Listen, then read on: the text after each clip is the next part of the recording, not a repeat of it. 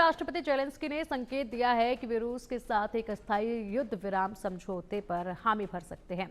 इस समझौते के तहत रूस अधिकृत क्षेत्रों पर अपना नियंत्रण बनाए रखने, लेकिन इसके बदले नाटो की सेना यूक्रेन के नियंत्रण वाले क्षेत्रों को सुरक्षा गारंटी देगी। ये पहली बार है जब जेलेंस्की ने सार्वजनिक रूप से इस तरह के युद्ध विराम प्रस्ताव पर बात की है।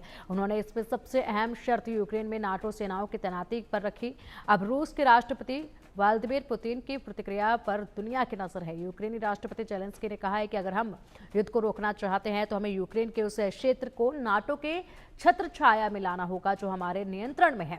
हमें इसे जल्दी करना होगा। इसके बाद यूक्रेन के कब्जे वाले क्षेत्र को यूक्रेन राजनयिक तरीके से वापस पा सकता है। जेलेंस्की ने कहा है कि किसी भी समझौते में यूक्रेन के अंतर्राष्ट्रीय स्तर पर मान्यता प्राप्त सीमाओं को मान्यता देनी होगी। यह सुनिश्चित करना होगा कि कब्जे वाले क्षेत्र सैद्धांतिक रूप से यूक्रेन का हिस्सा बने रहें।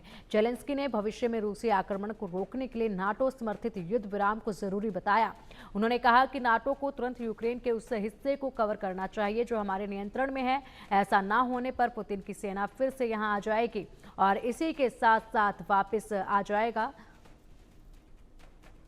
जेलेंस्की की ये टिप्पणियां रूस के साथ यूक्रेन के युद्ध की मुश्किलों को दिखाती है। रूस ने इस बात पर जोर दिया है कि किसी भी शांति वार्ता से पहले यूक्रेन को इन क्षेत्रों को रूसी क्षेत्र के रूप में मान्यता देनी चाहिए। जेलेंस्की ने इस मांग को खारिज किया है। बता दें कि रूस और यूक्रेन की लड़ाई अपने तीसरे वर्ष पूरे करने के करीब है। यूक्रेन के कड़े प्रतिरोध के बावजूद हालिया समय में रूसी सेना ने पूर्वी क्षेत्रों में बढ़त बनाई है।